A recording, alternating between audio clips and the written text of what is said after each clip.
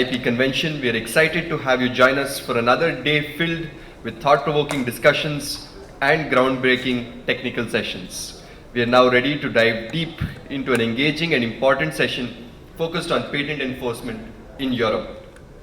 All sessions will follow a structured format beginning with a 3-minute introduction by the moderator.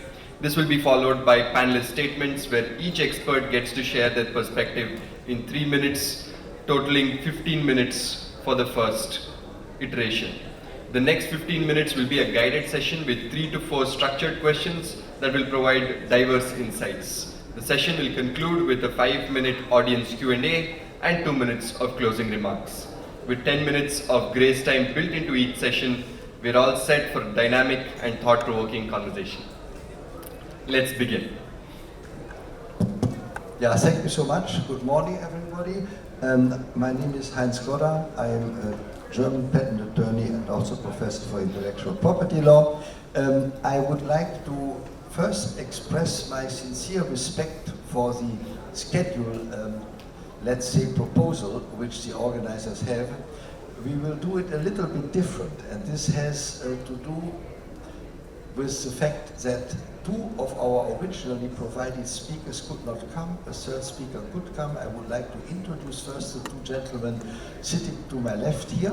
The first one is Dr. Karl-Richard Haarmann. He is the head of the lawyer team for patent litigation in the firm Boehmert and Boehmert, where I am also active. You see me here as a representative of Bucerius Law School, of course, but I am also in Boehmert and Boehmert. And then we have to his left, we have Peter Camesasca. He is an antitrust lawyer from Germany, German origin, but living in Belgium, and not without reason. For antitrust lawyers, there's a place called Brussels. Brussels has a lot to do with the European Union. The European Union has a lot, too much, I think, to do with how to use, to get and to use intellectual property rights. Why are we a little bit differing from, duly respecting the time frame of 40 minutes which we have in total, from what the organizers so nicely have proposed, how we should use our time here? I have a double role here. I'm not only the moderator this time, which we originally had intended, and very originally we had intended that my doctorand at Bremen University and also lecturer at Bucerius Law School, Melanie Müller, is here, that Karl-Richard Haarmann is here, that particularly Professor Matthias Leistner, the chair for IP at the famous Ludwig Maximilians University in Munich, is here. You don't see Melanie, you don't see Matthias, you see Karl-Richard, you see Peter, who fortunately could come, and we had invited him already a few weeks ago. I met him in the working group for IT at the German Licensing Executive Society. These are very fruitful, actually, discussions we have in LAS International and on a local basis everywhere. And in Germany, the General Counsel of German Telekom, Stetzer, is now the chair of this group, and we had there an interesting meeting. We have this every few months, and there I met Peter, and I said, this is exactly what we need as a supplement still to what we wish to talk about here today. So first of all, Melanie cannot come, I told you already. She is finalizing really the last sentences, more or less, during this week. I have 130 more pages in my luggage on the way back. I will read it to Germany tonight, of her doctor thesis. So that was clear already. And then last Friday evening, unfortunately, we got the message that Professor Leistner is in hospital. He had urgently go into a Munich hospital. He has certain health problems, not life-threatening, so don't worry, he is alive, he is working, but we could not get him here. Fully understandable, he must for a few days stay in a Munich hospital, sends his very best regards, but what he has done, he has sent a very detailed PPT explaining his view, which is a pretty much, I would say, authoritative and I would say also detailed view to the injunction problems or not problems we have got in Germany. This PPT will be projected here. They should be here already. There we are. Possibly will come.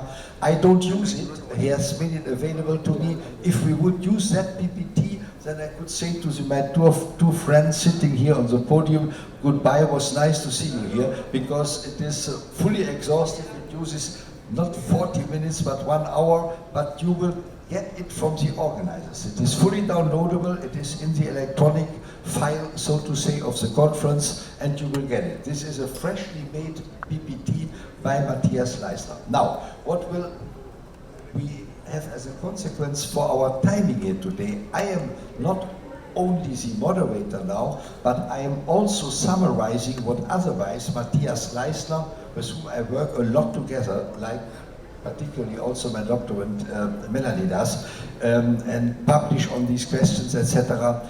What is the situation in Europe?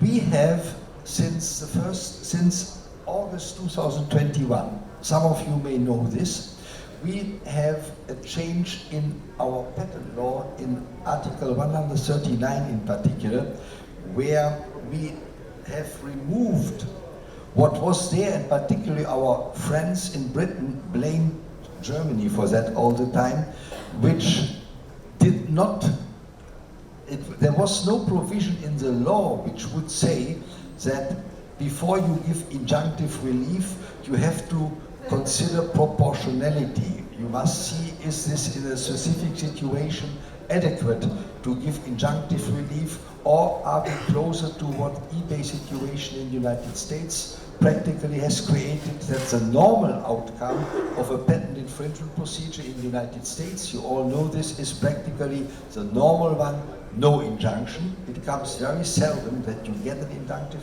relief. In Germany it was, and I can now say fortunately for the legal, I would say profession, at least in Germany, it is still quasi-automatic, even after the change of the law, but they have introduced into the new law in Article 139 of Patent Act that in exceptional cases, depending on the circumstances of the case, it may be not proportionate to give injunctive relief. Rather, it should be considered in such a case whether not instead of injunctive relief, which would not be granted fully maybe, but only temporarily or whatever, whether one should really give injunctive relief or replace it in due practically by an adequate compensation. So the law provides in Article 139 that in exceptional cases, and this is a consequence of recent case law, not so recent anymore, the last 10 years or so, of the German Federal Court of Justice, our Supreme Court, that they said, yeah, you can in certain circumstances refrain from granting injunction. It is not automatic. The consequence is practically not visible from my perspective in the case law of the German courts. We will hear more about this from Dr. Haarmann later on, followed my introduction here. And why is it not visible?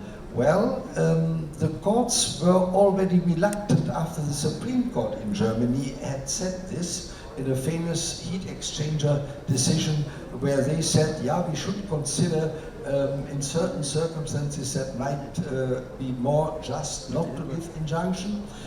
But the local courts practically didn't use it, particularly the Munich courts. They tried to get cases. Munich is, I would say, the eastern Texas of Germany. They wish to get cases away from Düsseldorf and Mannheim. They wanted to be extremely patentee friendly, and they were quite successful with that. So still, Düsseldorf is the measure of all things in Germany. This is where by far the most infringement cases are filed, followed by Mannheim, followed by, not maybe Munich, maybe more, but there is one thing I would like us, from my personal experiences, to say. In Germany it is very difficult to get these statistics, but you can if you talk sufficiently with judges from the 10th Senate, the Patent Senate of the German Supreme Court. The reversal rate, that means that a first instance decision of the district court which handles injunction or also damages patent litigation in Germany, is very, very low in case of Düsseldorf, And in case of Munich, I would not like to comment on this. That means if you have a first instance decision, you are much better in a position where the parties say probably that will not change up to the final decision of the Federal Supreme Court, so we better settle the case. We have about 92% settlement situations in Germany in the meantime, and that is maybe for a peaceful life between competitors a better solution than to have a first instance decision which is always or nearly always in favor of the patentee, but then you have a much higher risk that it will be somewhere on the way to the final decision reversed. Now, we have Article 139, the proportionality effect in Germany plays a role now, and we have now the first case law developing out of this in the German courts, and the very few case law we have developing in the UPC on this, Unified Patent Court, which are kind of competitive courts. Why? The German legislator, this remained unnoticed by our dear friends in the neighbor countries of Germany for a while, when they implemented the, we call it unitary patent package. That means that you can get a unitary patent for many countries of the European Union. Not all, don't believe that it would be not be Europe if there would not be some exceptions where people do not accept this principle.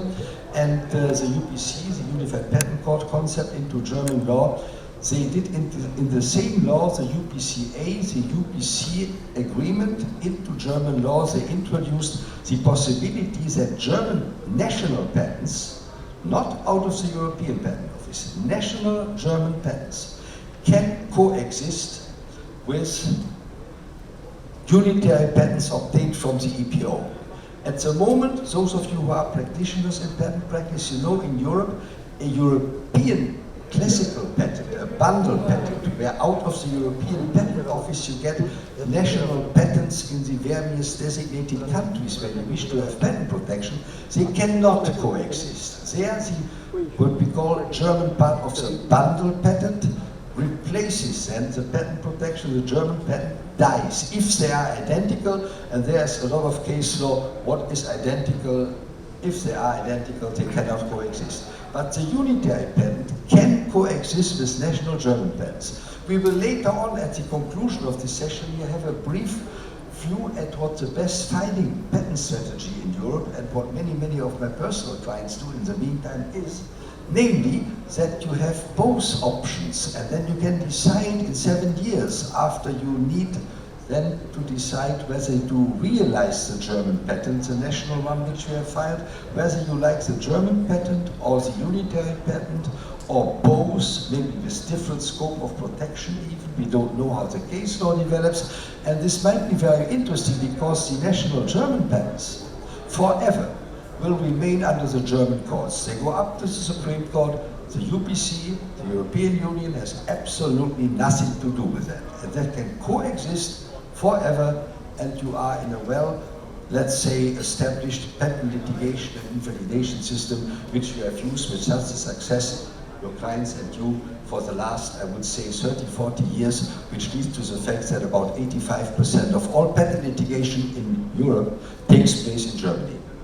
85% of all cases over the last 5 years have been filed in Germany in national courts, and this is what the German patent can do. What the UPC can do, we hear more about from Dr. Haarmann. This is only the introduction I am giving to you, but these are the two most important changes. We have the Article 139 change. We have a proportionality consideration that we have to balance in certain special circumstances. Is it justified to have injunctive relief or not? We have furthermore the coexistence possibilities of national German patents and the so-called unitary patent, which must go to the UPC. And we have at the end of the day a very special situation concerning so-called standard essential patents. That mean patents which allegedly, at least they have been declared, self-declared usually from the inventors of certain technologies to be unavoidable if you wish to make your phone here in India talk with a phone in Pakistan or in Germany, that you say you must use that patent, standard essential, otherwise the phones cannot talk with each other. I have always a Siemens phone 2G in my pocket here, and I have an iPhone here, so they can also not talk with each other, except in Germany, because there we have a downward compatibility of these systems, but nowhere else. So that's the introduction. Now, Dr. Haarmann will talk about the consequences in patent litigation. Germany, what experience do we have? European Unified Patent Court, what experience do we have? What could be later on the consequences? You will conclude yourself. We try to do this in kind of a discussion, a summarizing discussion later on, and we will also touch upon already this SEP situation, because some scholars in Germany, courts particularly, not only scholars, that would not be so relevant. Scholars are always right, as you know, but it doesn't matter in practice. In practice, it matters what the courts will say at the end of the day. We have this situation where people believe, some people believe, and I'm curious what Peter later on tells us about this, that in case that for SEPs you follow certain rules, which in a famous, you may know this, case Huawei, which is a dear client of ourselves, myself particularly, and ZTE, another Chinese entity, where they fought this for good reasons in Germany, because, or in Europe, it was actually Germany and then the European Union Court of Justice, because they believe that there might come a more objective decision out than in mainland China. And if you follow these rules, how you should handle SEPs, how to offer a license, to take a license, what the conditions are, that then you don't need, and maybe there's even no room to use this proportionality consideration as created by Article 139 of German Patent Act. I think this is a wrong opinion, but it is represented by certain courts. We mentioned Munich already with a rather unique case law in many infringement cases. From my personal view, no names of judges, nothing, but I thought it is enough if I point to Eastern Texas of Germany, for example. And Tyler and Marshall are well known and feared, I think, by many people because of their unpredictability in this world, and we would not like to comment on the German situation in relation to Munich anymore. Now, Karl Richard, it's yours. Thank you, Heinz. I would need the second presentation, please. First of all, to answer your initial question about the use of Article 139 of the German Patent Code by German courts, why do the courts not really apply this rule?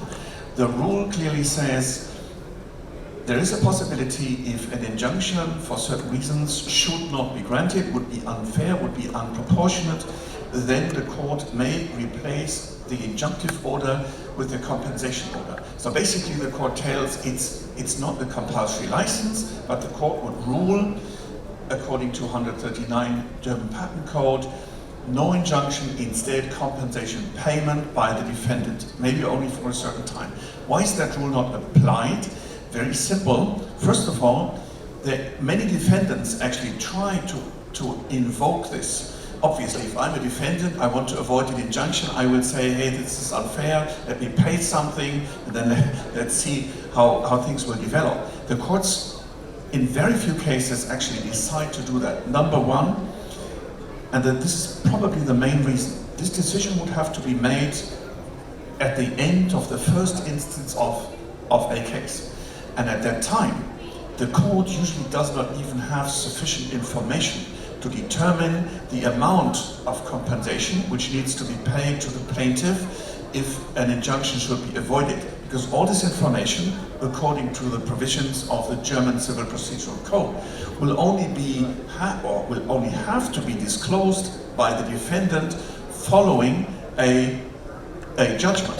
So at the time of judgment, the court itself doesn't have the information. As a defendant, the only way to avoid this situation would be to willingly disclose all this information already at the stage of proceedings where I'm still hoping that I might win the case. So of course I would not want to give away the information which is needed by the court to calculate the compensation amount. And this is a very practical reason why this provision, this new provision in the German patent code actually has until now no relevance. And I believe it's either the legislator or the Supreme Court or the Federal Court of Justice who will have to find a way to actually allow the courts to determine this compensation amount. Maybe if this is done, then this provision in the law will have better effect. Right now, it basically has no effect. So, this was the answer to your initial question. Now let's swap to UPC. Because, as Heinz Goddar already mentioned, since 18 months now, we have the unitary patent court system available in Europe, and indeed we have two parallel systems. And now it's the choice of the parties where to sue. I can decide as a plaintiff to either use the national court system or to use the unitary patent court system, which gives some advantages.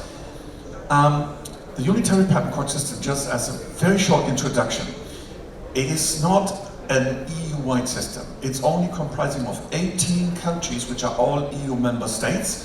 Some other countries, we have 27 EU member states in total, so the others do not yet participate, but it is expected that with time, more countries will join the system. So we have 18 countries, and the unitary patent court can actually give or render a decision which is then enforceable within all these 18 countries. So that is basically a very attractive way to litigate, especially of course for plaintiffs.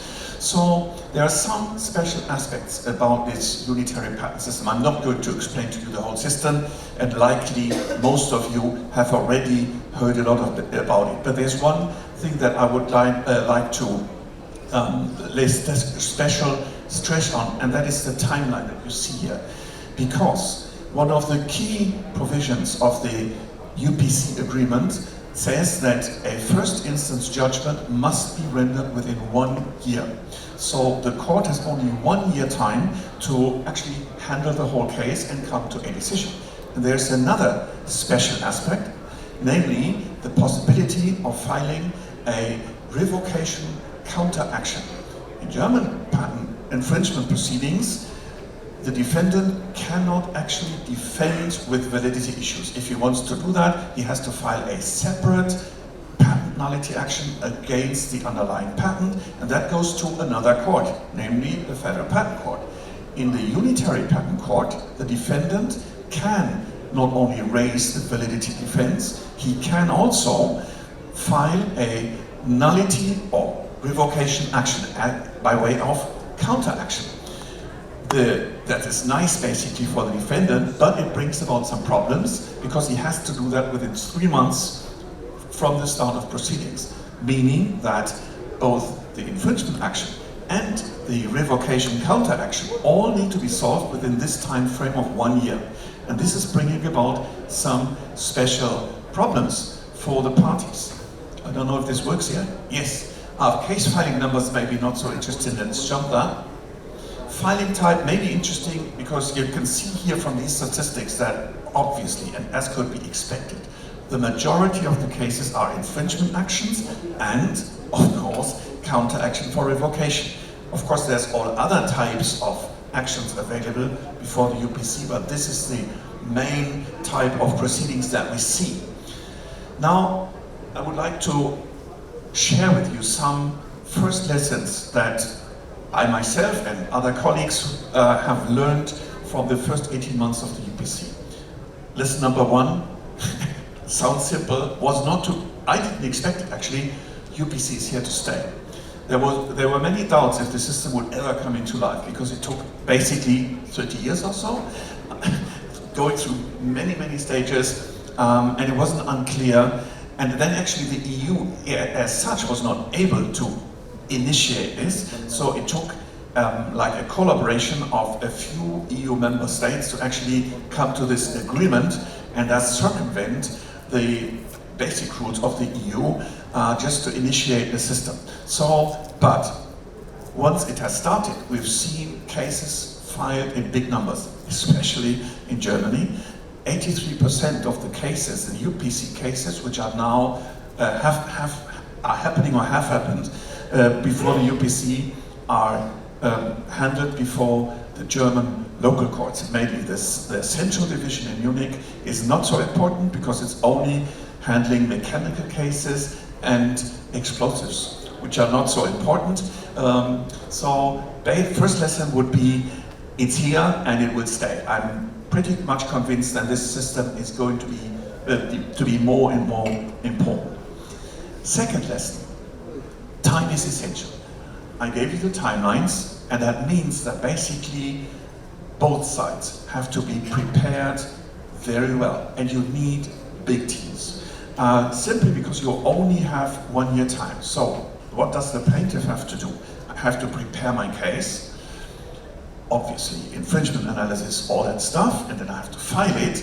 But then I know from that time on, the court will set very tight deadlines. And that means that I have to have all my stuff together when the case starts. It even goes further. Because of the very high probability of a revocation counteraction, what I actually have to do is, even before filing my case, I must try to guess the counterattack.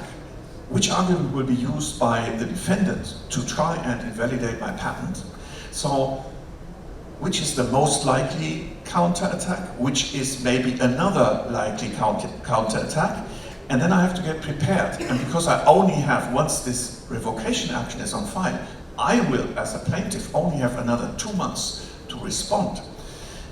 I will have to prepare my auxiliary request, both for my patent and for my infringement claim, already beforehand, if possible, even before filing the action, because otherwise I will run into trouble.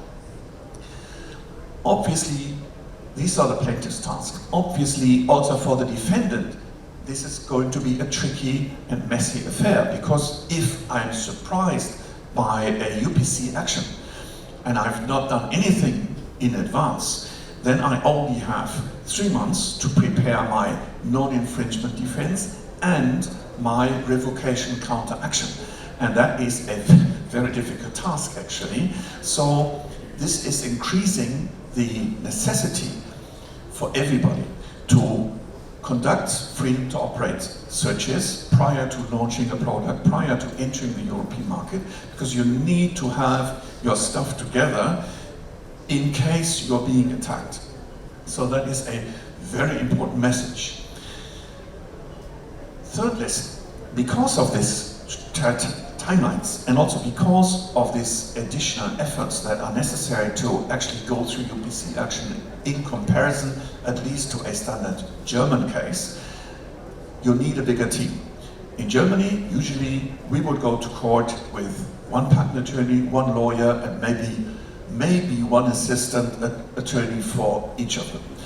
This will by far not be sufficient for fighting before the UPC because of the tight timelines and because of the not bifurcated system as we know it from Germany, but because of this possibility of revocation action. As part of the UPC case, you need much bigger teams, and that is nice for the lawyers and the patent attorneys, but bad for the clients, because this leads us directly to the 4th lesson: higher cost. You have bigger teams, you have tighter timelines, and also you have a bigger importance of the case. There is, in the revocation action, not only 1 national patent at stake, but the whole thing. And also in the infringement action, obviously, the regional scope of an injunction is much bigger. It is, if in the maximum case, 18 countries. So the case is more important, and also the value of dispute is higher. And this is what we see. The courts are ruling that the value of dispute of these cases is between 3 to 5 times higher than the value of dispute in standard German national litigation case. So higher costs are basically a problem, especially, of course, if you are a defendant. And this leads me to the 5th lesson, and that is now looping back to the issue of standard essential patents. For standard essential patent owners, it is becoming very interesting to use the unitary patent court for litigation for a number of reasons. Of course, the reasons which are applied to any patent owner are the same. Big regional scope, and of course most SEP owners are big, strong companies, so for them it's not a problem to deal with high litigation costs. But if you're suing, let's say, a smaller company, of course you have an advantage if the case is very expensive. But the main reason why SEP litigation is becoming more and more interesting before the UPC is basically two reasons.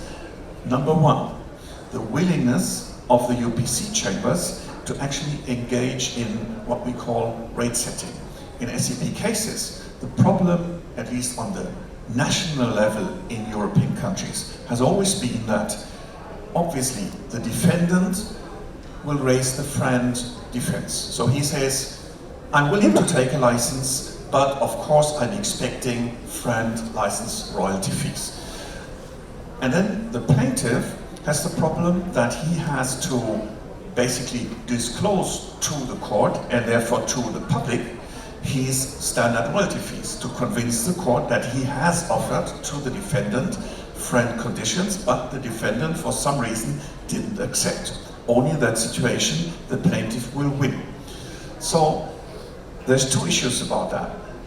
Number one, German courts at least, they do not set rates. So if the parties cannot agree, it is not up to the court to say, okay, we believe that this rate is the suitable, applicable rate for this case, so we decide defendant has to pay this license royalty, and that's the case solved. No, in Germany, the court would generally say, okay, actually, obviously the parties cannot agree, but if we have the feeling that the defendant did not comply to all the rules which are set up in Huawei versus ZTE, then the case will be granted. So the plaintiff will win. German courts and also national courts in other European countries do not get involved into rate setting. The UPC courts have indicated that they might actually be willing to do that. And also the appeal court at the UPC has indicated that it might be willing to engage in rate setting. That is insofar interesting because until now the UK courts have already set rates, license rates. So for SEP litigation in recent years, it was quite interesting to actually go to the UK and litigate your case there, because there you might actually get a rate, whereas in Germany, France, Benelux, you wouldn't. Now, with the UPC being willing to get involved in rate setting, that might change. That makes it more interesting for SEP owners to actually use the UPC system. Sorry, and there's one other aspect, and that is the problem of confidentiality. Because in many cases, SEP owners have the problem that they cannot disclose their usual license royalties because the license agreements are confidential. And at least in Germany, there's no way to get around it. So they say, oh sorry, I cannot disclose my rates, which is a problem. In the UK, it has for some years been possible to actually convince the court that it obliges the patent owner, the SEP owner, to disclose his rates. And based on this court order, he can disclose his license rates, and that is enabling the court to fix the rates. So even here, the UPC UPC chambers have indicated that this kind of so-called production order might also be available in UPC cases. So again, this makes it attractive both for the SEP owners but also for the defendants to litigate their cases before the unitary patent court, because there they can hope that in the end the court will come to a solution which actually settles the conflict. So there's no injunction, but there's basically kind of compulsory license with a fixed rate by the court, and that would be something which would be helpful both for SEP owners but also for defendants because they are not facing injunctions any longer. Yes, and that is the conclusion of my presentation, and that is the next move over to SEPs and antitrust.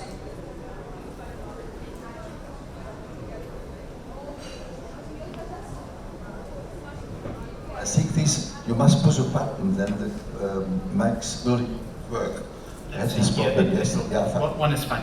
Thank you very much. So GIPC is all about quizzes, as you know, we all know from many years of experience, and I'll give you a free quiz Q&A, which you will see in action here. So what's the difference between IP lawyers and regulatory lawyers? IP lawyers can clearly multitask and use microphones and the clicker, while regulatory lawyers like myself, need to stand up here and I can push one button. So with that, we also know the colleagues from Boehmert, and thank you for giving me the opportunity to speak here, and in particular Heinz as a fearless defender of intellectual property rights. And he clearly also demonstrates that by putting a regulatory lawyer on his own panel, because regulatory lawyers are really a constraint on your contractual freedom, so to speak, to deal with patent licensing, in particular with SEPs. So what will I do in the remaining time? I really will only focus on the standard essential patents and what we've seen in Europe. And what we see in Europe is that the regulatory intervention is cyclical. What we see is that, for well over the past decade, we've had a promotion, if you want, by the Europeans to say, look, we can deal with SEP licensing fairly quickly. We have as already Dr. Haarmann identified, a good combination of a quick resolution in Germany, where, courtesy of the bifurcated court system, you get a fairly quick resolution, you have injunctions at your disposal to deal with the FRAND, what I would call, process. If you want a FRAND result for long, you would go to England, pay significantly more, but you would get a number at the end of the run if you so wish it. Now, the problem is that since our English friends departed due to Brexit, not quite as a result of Brexit, but certainly around that time, the balance between SEP holders and SEP implementers on the continent has shifted quite dramatically to the SEP holders. There is the SEP, the big precedent that we mentioned already a couple of times, Huawei ZTE, which does lead some constraints on that, which was seen for a while in 2015 to promote the implementer's interest. But meanwhile, that has changed. I will not explain the framework to this learned audience. You anyway have the slide in the pack. The problem with this framework, this stilted dance, if you want, between the holder of SEP needs to notify an infringement, then the implementer needs to confess to willingness, then there is a FRAND offer from the SEP holder side and then a counteroffer. It has led to a situation where the German courts, with the IP interests firmly in mind, seeing SEPs as first and foremost patents, rather than something with a bunch of regulatory constraints attached, have interpreted, or could I say reinterpreted in a certain way, the Huawei ZTE precedent such that it is really to the benefit of the SEP holder. That at least is the interpretation from Brussels, from the EU, looking at the development of the German case law. Now, why is Germany so important? Well, because it's the biggest member state, but also, as Dr. Haarmann has already identified, and Heinz also stressed, it's where most of the litigation takes place. 9 out of 10 court cases in Germany, if you put them all together, are decided to the benefit of the SEP holder. Is that market failure or not? Well, you could say, well, these are egregious cases, and they are, and people really didn't act very willingly, which is supposed to be the duty of the SEP implementer. You could also say, but this is just the tip of the iceberg. Many cases simply don't go to court. What's the big deal? The big deal is that still those cases which are being litigated show how powerful the injunction is and how the German court system and now also the UPC actually support that. And the UPC, and you'll pardon my somewhat flat language I'm using here, is really the German injunctions on steroids, as we're now starting to see. And on steroids I use because of the size of the expanded jurisdiction. As Dr. Haarmann explained, we're now no longer talking about Germany. We've now added 18 member states, which is quite the bunch. With 2 minutes left, what can I tell you? Well, I can tell you the EU is watching this carefully, and it has decided to wade in. Through an amicus in the HMD voice age matter, and an amicus where the EU, as the guardian of EU competition law, says, this is how we think German and other national courts should be interpreting EU law. You would also think that this would be quite impressive for German courts. Not quite so from the German perspective. In this slide, you will see what the EU has set out, how it thinks Huawei ZTE should be interpreted as a sequential stilted dance with certain obligations in the first couple of steps, very clearly also saying it does not wish to intervene in the FRAND price setting. The next couple of slides tell you that SEP power, at this stage at least, really goes its own way with 3 key decisions we've had in the past 2-3 months.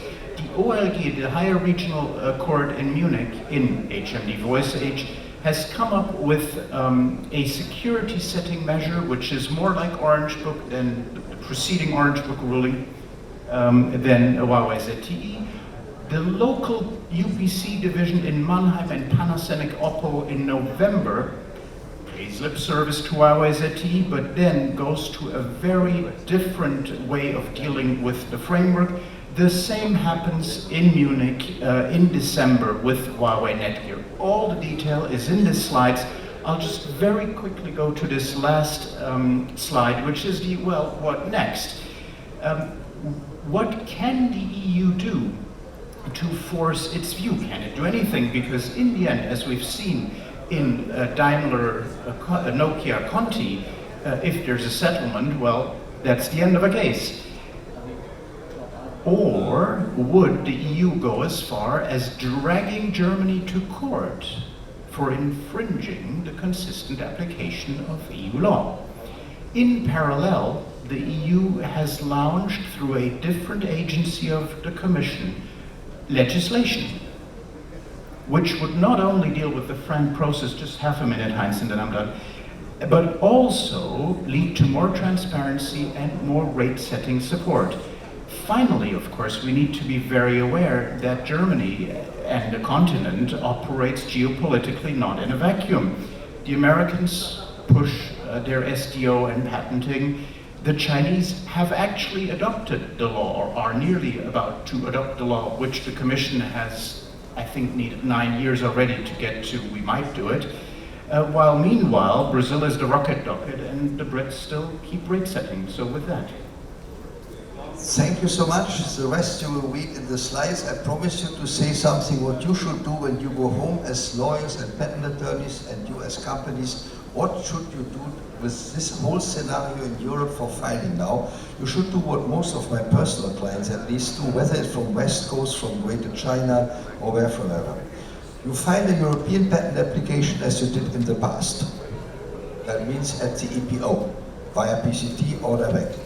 Secondly, you file in parallel with same priority and effective filing date, a national German patent application. You use the English text. You don't request examination in Germany. The whole thing filing in Germany, the identical text will not be more than €500, including the attorney's fees of your representatives there. That's only a little insurance money you are paying there. Why? Then you let the German case mature for 7 years. You don't have to do anything. You can later on, if you really wish to have the German patent, 7 years later, you wish to file that request for examination, and then you might wish to file a new not machine translation, but you might wish to file a human translation because you don't wish funny words in your later patent. And then you can decide at the end of the day, do I take the German patent? By activating the German patent application, it takes you 1 to 2 years to get that national patent. Do you wish the unitary patent at the European Patent Office? Do you wish both? And then you can play with these two things. And one thing, very last remark, a very big client of mine, actually from Far East, who does semiconductors, they have never filed a single European patent application. They say the German patent application with the prospects to cover by injunctive relief 39% of the GDP of the European Union is absolutely sufficient for cross-licensing negotiations. That means you force practically the counterpart into a global settlement, even not global, a European-wide settlement, or even a global settlement with that decision. You don't need the European patent, and you get the European patent at a price only of 3 German patents. And possibly it is better to have 3 German patents than the 1 European patent. It's an interesting competition. We will see it will lead to a new race, I would say, of forum shopping, because now the courts will, of course, the national German courts, who are forever in control of the German patents, try to keep the cases in Germany at the moment very successfully. Düsseldorf alone has more findings than the UPC at the moment, and we will see whether UPC does this. It is an interesting time, but at the moment for practitioners, just take this additional little money with a machine translation to file in Germany, no request for examination, don't spend money or thoughts on the case. Let's see, and ask your attorneys in 6 years, your very capable Indian lawyers, your associates, your outside counsels, should I now take the national German patent and activate it, or should I leave it where it is? But you must lay the foundation for this now by this double filing. And the second filing in Germany, actually with machine translation, not more than 500 euro or US dollars. Don't pay more, otherwise you get cheated by people who wish to rip you off the money. Thank you very much. I hope it was an interesting session. Thank you very much to my contributors here. Thank you so much. Thank you all for that wonderful panel discussion. I'd like to request Professor Dr. Heinz Goddar to felicitate our panel members.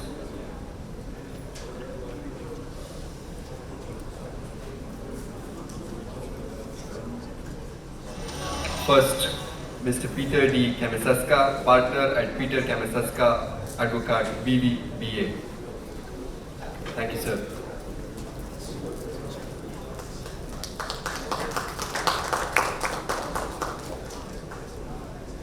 Next, Dr. Carl Richard Haarmann, partner at Boehmert and Boehmert.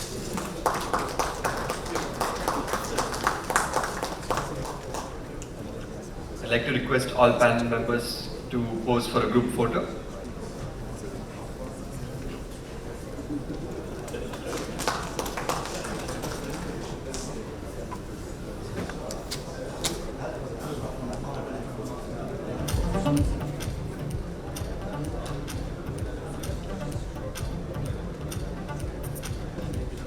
Thank you very much.